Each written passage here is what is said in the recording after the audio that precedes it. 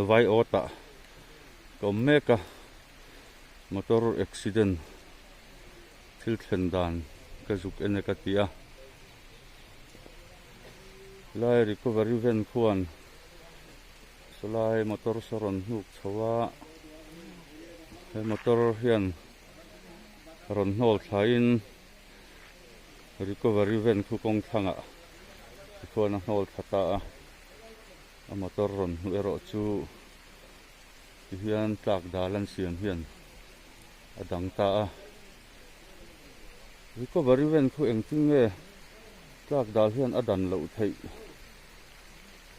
a zuan khum tlat mai hi mak khop mai na ron sutu po hi hei a cheng reng viau mai a tuna hian motor lian phei chu a tlang thei ta lo ani nin sutna la hi ti hian motor te chu tlang theia angtia malak zel tur nge ni PWD lampang chu an hriat tir to a hian driver le handyman hi hliam te nau chu an tura ngai tuam lutuk chu an ni hran lo ve vai ota kommeka motor accident thil thlen dan ka zuk eneka tia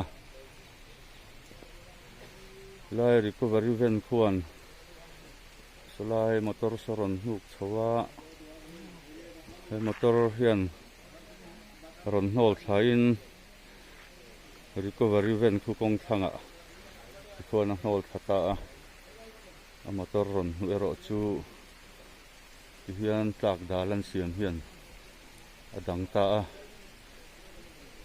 recovery van khu engting nge tlak dal hian a dan lo thei a zuan khum tlat mai hi mak khop mai na ron sutu po hi hei